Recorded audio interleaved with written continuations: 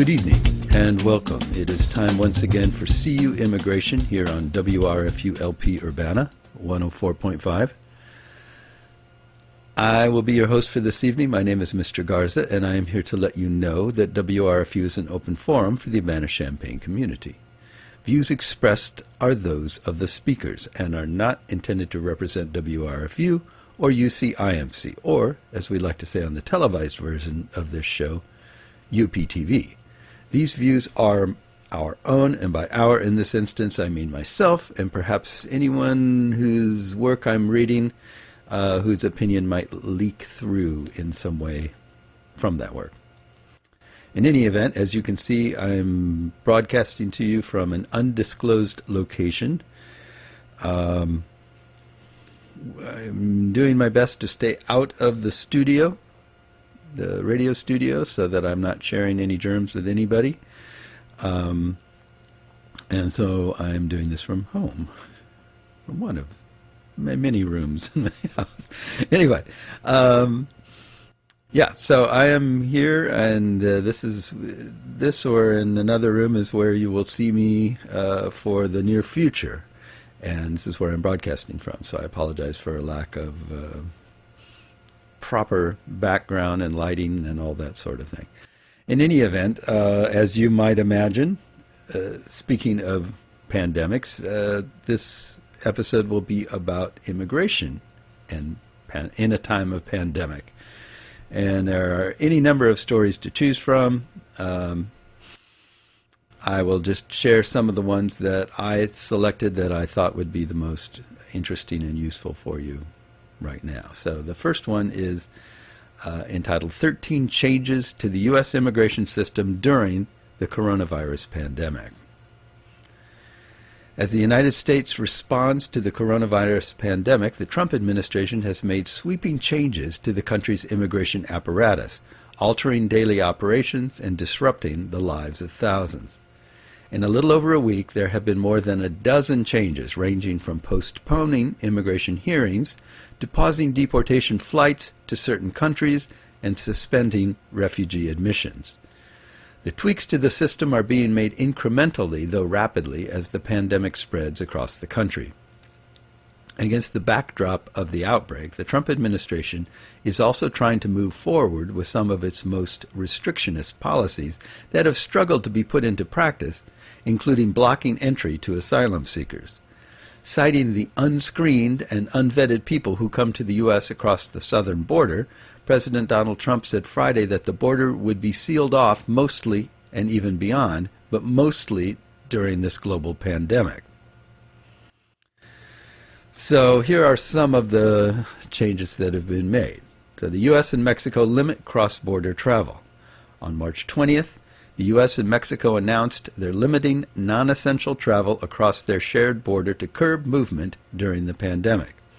Exceptions include traveling for medical purposes or work, or to attend school, among others, according to a regulation notice sent to be published March 24th. The U.S. also took the step of barring entry to migrants illegally crossing the southern border. At the direction of the Centers for Disease Control and Prevention, the Department of Homeland Security will suspend entry of all migrants seeking to enter the U.S. without proper travel documentation for both the northern and southern border, Acting Secretary Chad Wolf said. Migrants who are apprehended at the border will either be quickly removed or repatriated to their origin countries. Next, ICE changes immigration enforcement operations. March 18th, Immigration and Customs Enforcement told congressional staffers that it has temporarily adjusted its enforcement posture, according to a memo obtained by CNN, marking a change in operations as a result of the pandemic. The agency said it will focus on those who pose a public safety risk and are subject to mandatory detention based on criminal grounds. Immigrant advocates have called on ICE to dial back operations amid the coronavirus outbreak, arguing that the agency had instilled fear in the immigrant community and might discourage some from seeking medical attention. More on that later. The agency said in its memo to staffers that it will not carry out enforcement operations at or near health care facilities except in the most extraordinary circumstances, adding that individuals should not avoid seeking medical care over fears of enforcement. And DOJ closes more immigration courts, postpones hearings. March 18th, the Justice Department closed an additional 10 immigration courts spread across the country through April 10th and postponed all hearings of cases of immigrants who are not in detention. The Justice Department's Executive Office for Immigration Review, which oversees the immigration courts, had previously made incremental changes to the frustration of immigration judges, lawyers, and immigration and customs enforcement prosecutors who urged the administration to close courts for the safety of staff and immigrants. Next, U.S. and Canada suspend most cross-border travel. March 18th, again, the United States and Canada announced plans to suspend non-essential travel between the two countries because of the pandemic. Trump tweeted, "We will be, by mutual consent, temporarily closing our northern border with Canada to non-essential traffic.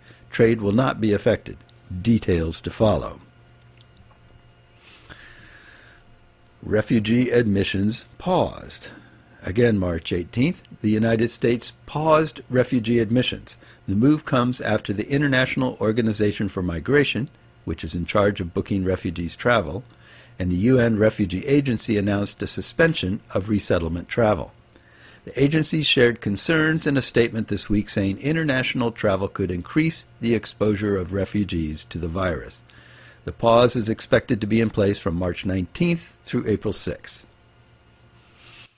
And ICE suspends some deportation flights. Again, March 18th. ICE told CNN that removal flights to Italy, China, and South Korea have been suspended. While the situation is quickly evolving, however, ICE is continuing to deport immigrants. Prior to boarding, however, immigrants undergo a temperature screening. Anyone with a temperature of 100.4 degrees or higher is referred to a medical provider, according to ICE's website. And U.S. CIS suspends in-person services. March 17th. U.S. Citizenship and Immigration Services announced it's suspending its in-person services, including all interviews and naturalization ceremonies, to help mitigate the spread of coronavirus. USCIS is responsible for administering the nation's legal immigration system, including green cards, citizenship and asylum, and refugee processing. It administers naturalization ceremonies across the country, one of the most public and cherished duties the agency carries out. The suspension will extend until at least April 1st. And ICE reschedules in-person check-ins and pushes back timeline for recent arrivals. March 17th, ICE notified congressional staffers that it will temporarily reschedule in-person appointments of immigrants who are not in detention to minimize the impact of coronavirus.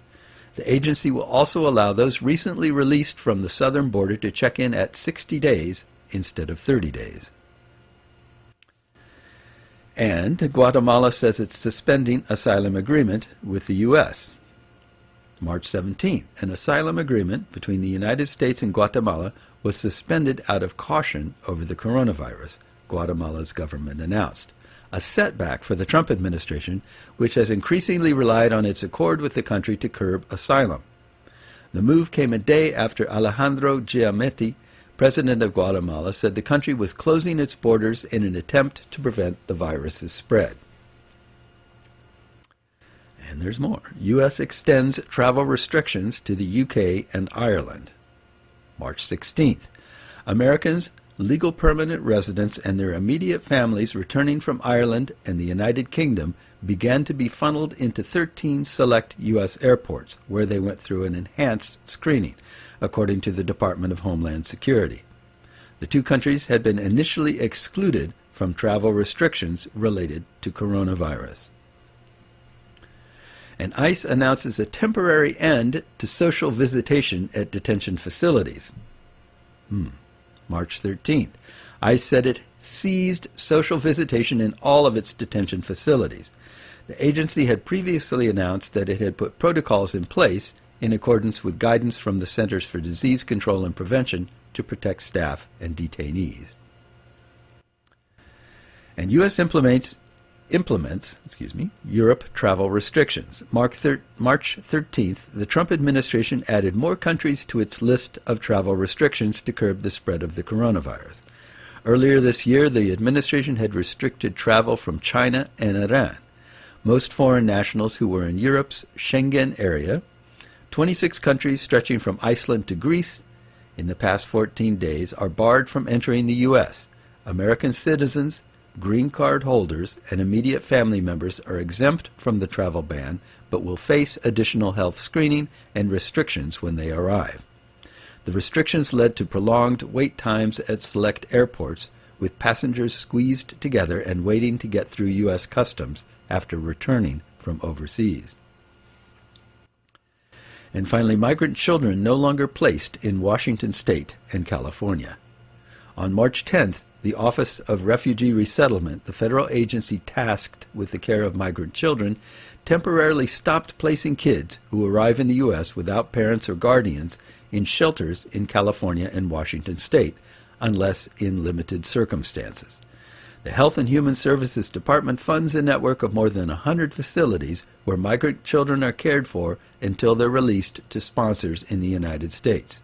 The children are turned over to HHS after being taken into custody by the Department of Homeland Security.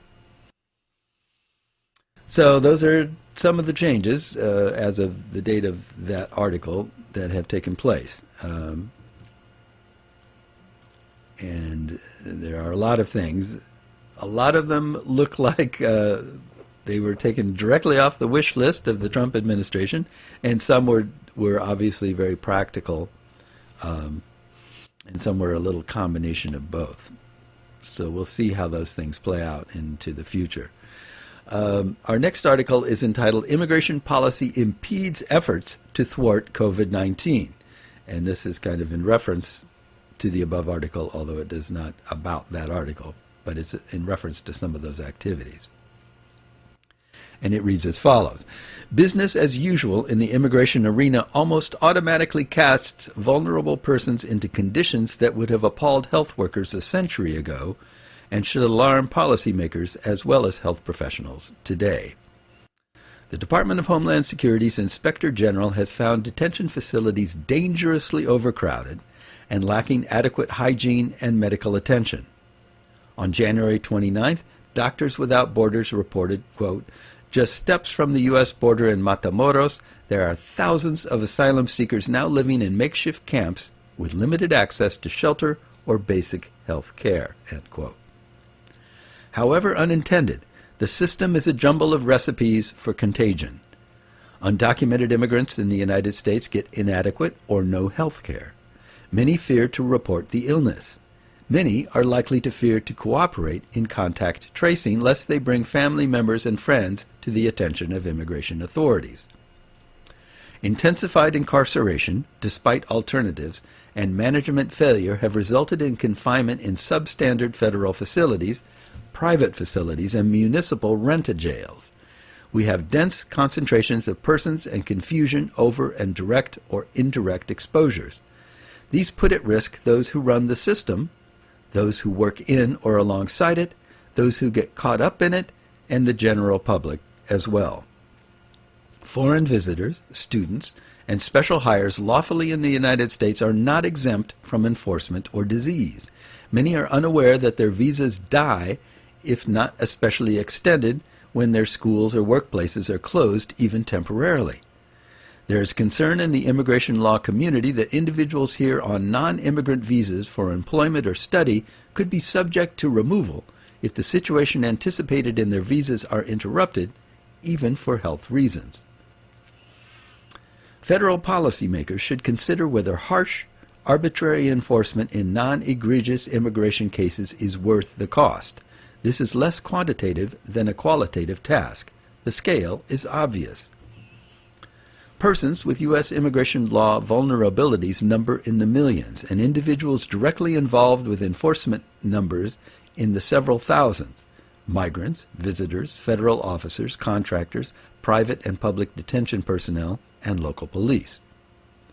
Federal policy and practices would put many of these people into close quarters, notwithstanding their health status, and then deport them into places where health care is scarce at best and conditions foster disease spread. To better grasp the nature and extent of the hazard that the immigration enforcement system poses to public health, it is important to see generally how it operates, namely as a conveyor belt with increasing automaticity and momentum. Deadlines for compliance and filings are rigid and computer-run. Agency responses to applications and petitions amount to slow, often erroneous rejections by computer. Agency response to case inquiry or police inquiry is dilatory, so more people are deemed in violation and subjected to detention than otherwise might be justifiable. Many undocumented persons have a good legal reason for relief from enforcement. They have legal defenses, valid asylum claims, for example, or they may be victims of domestic violence or human trafficking, or they qualify for waivers for hardships or some other valid claim to remain in the United States. Or their violation is inadvertent, not knowing that their employment visa is valid only for a designated employer and designated time.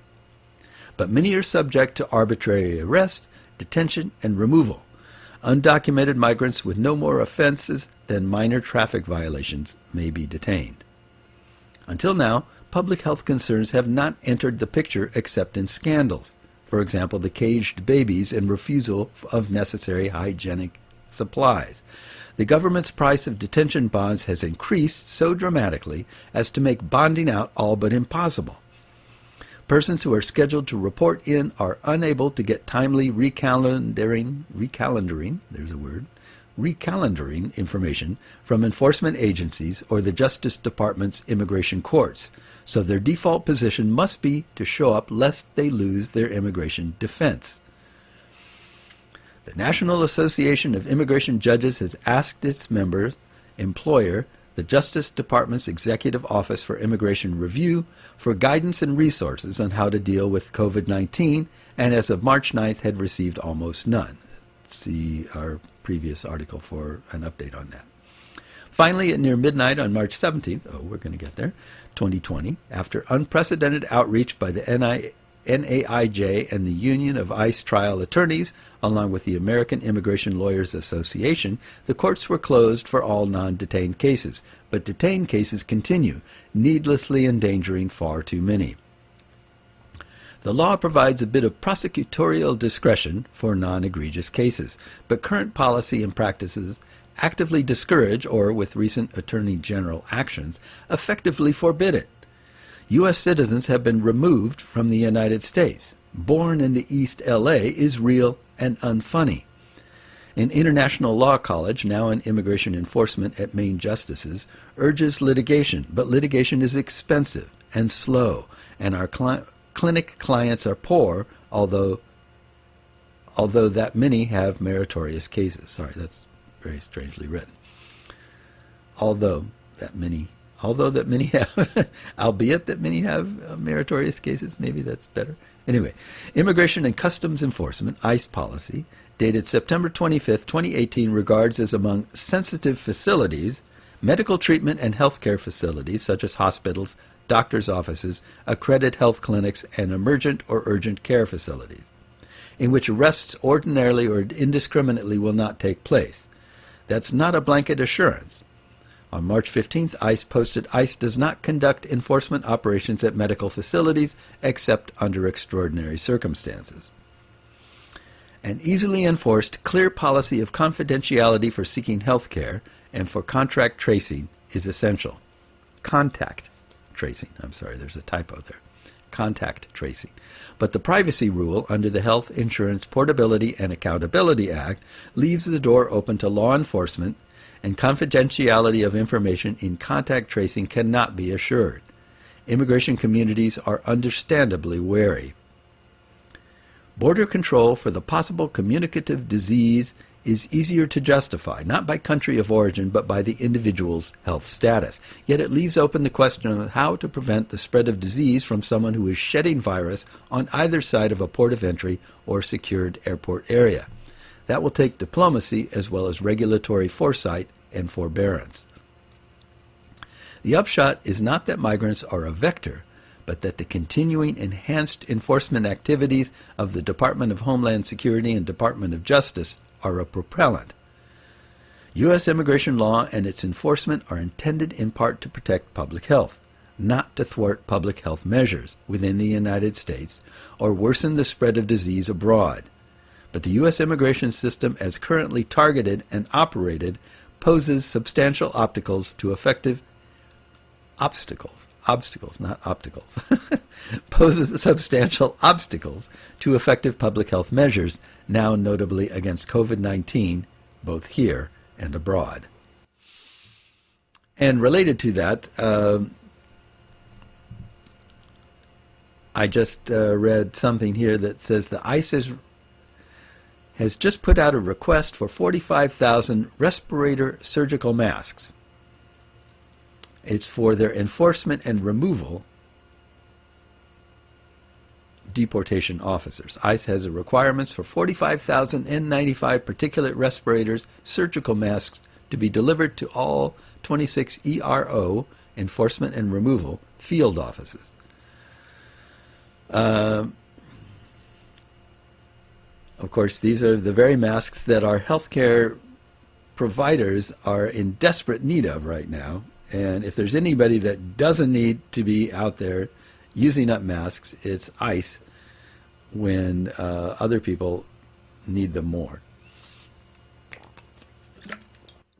Excuse me, drinking a little water. So, healthcare and migrants and immigrants. How is that going? Well, here's an article entitled, "We're Petrified. Immigrants Afraid to Seek Medical Care for Coronavirus." I guess that answers your question. The coronavirus was not on the agenda when a legal aid group 2 months ago invited farm workers who toil in the date groves, lemon orchards, and vineyards of California's Coachella Valley to an information session about immigration issues. But when Luz Gallegos and her team showed up over the weekend, they were cornered by people who peppered them with questions about the virus. On Monday, public health authorities announced the first 2 deaths from the virus in this part of Southern California, both in the Coachella Valley. There's a new layer of fear in the immigrant community right now created by COVID-19, says Ms. Gallegos, a director of Todec Legal Center, who stood with immigrants in the parking lot of the Hemet Town Library, which had abruptly closed as a result of the pandemic. "We believe that some members will be afraid to seek the care they need," she said. Among the questions the farm workers had, if I go to the hospital, is it going to hurt my chances of becoming a legal permanent resident? If I'm undocumented, could seeking treatment make me vulnerable to deportation? If I miss work, as more people are forced to stay home, how will I feed my family and make the rent? As the coronavirus sweeps across the United States, immigrants may be among the least able to self-isolate and seek the medical care that is essential to protecting their health and slowing the spread of the disease. The Trump administration on Wednesday closed the border with Canada to all but essential traffic and was also considering shutting the southern border to those without legal authorization, hoping to check the spread of the virus. But many of the unauthorized immigrants already in the United States face the same threat from the virus as everyone else and are less equipped to protect themselves. Some of those without health insurance fear that going to a public hospital or clinic will ruin their chances of getting a green card under the Trump administration's tough new public assistance regulation for immigrants. Other immigrants fear putting themselves in the crosshairs of immigration and customs enforcement if they step forward for help. ICE agents over the past week have continued to make arrests in some of the regions hardest hit by the virus, including California and New York. The fear that this administration has fueled in immigrant communities is thwarting efforts to protect the public health of everybody, said Tanya Broder, an attorney who specializes in health care access for immigrants at the National Immigration Law Center. Immigrants who are just scraping by often live cheek by jowl, making them vulnerable to the spread of illness, especially in cities where housing costs are high. In East Los Angeles, Latino immigrants often crowd an entire family into a single bedroom in a house. In the San Gabriel Valley, east of Los Angeles, thousands of Asian workers live in overcrowded apartments called boarding houses. They work at jobs that often do not offer paid sick leave, nor the luxury of being able to self-quarantine in the event that they are exposed to the virus. Unfortunately, these immigrants face a very tough choice during the crisis: risk exposure or risk homelessness, said Louise McCarthy, president of the Community Clinic Association of Los Angeles. A low-income worker can't just take a day off. Losing a day's pay can mean losing your housing. Felix Aguilar, chief medical officer at Chinatown Service Center, which has 4 clinics in greater Los Angeles, said that it has stepped up screening for the coronavirus in person and over the phone. "It's a matter of time. We're getting ready. We know the onslaught is coming," he said. Among all immigrants, 23% of those who are lawfully in the country and 45% of those who are undocumented lack health insurance, according to a report by the Kaiser Family Foundation. In most states, community clinics serve people who require medical care, regardless of their status and ability to pay. And some states, such as California, Massachusetts, New York, and Illinois, among others, cover medical care costs for undocumented children. But because of the Trump administration's so-called public charge rule, Ms. Broder said, even when services are available, immigrants may be afraid to seek the care they need. The People's Community Clinic in Austin, Texas, a city with a handful of confirmed coronavirus cases, had already been struggling to manage spikes and no-shows among undocumented patients intimidated by recent ICE arrest activity, as well as the public charge rule, when the first cases began to appear. "I know there are people reticent, but what we've tried to do is reassure them," says Regina Rogoff, the clinic's chief executive officer. "We're here to serve patients, regardless of what their paperwork says. I'm hoping that's how our patients continue to see us." Even before the coronavirus arrived in the United States, having a large population that feels disenfranchised from the mainstream medical community heightened the risk for transmission of infectious disease, says Lawrence Gostin, a professor of global health law at Georgetown University and advisor to the World Health Organization. The first rule of public health is to gain people's trust to come forward. People who don't seek care cannot be tested or treated, and their contacts won't be traced, he said. The last thing immigrants want to do in this political environment is tell health officials about their friends who are also unlawfully here, Mr. Gostin said. More than 450 public health and legal experts signed an open letter early this month to Vice President Mike Pence and other federal, state, and local leaders demanding a fair and effective response to the virus, which would include a declaration that medical facilities are immigrant enforcement-free zones, as occurred after recent hurricanes and the September 11th terrorist attacks. ICE classifies medical facilities as sensitive locations where enforcement is avoided, though exceptions can be made. On Friday, after President Trump announced a national health emergency, the United States Citizenship and Immigration Services, which screens green card applications, appeared to signal that it was suspending enforcement of the public charge rule. A statement posted on its website said that seeking treatment or preventive services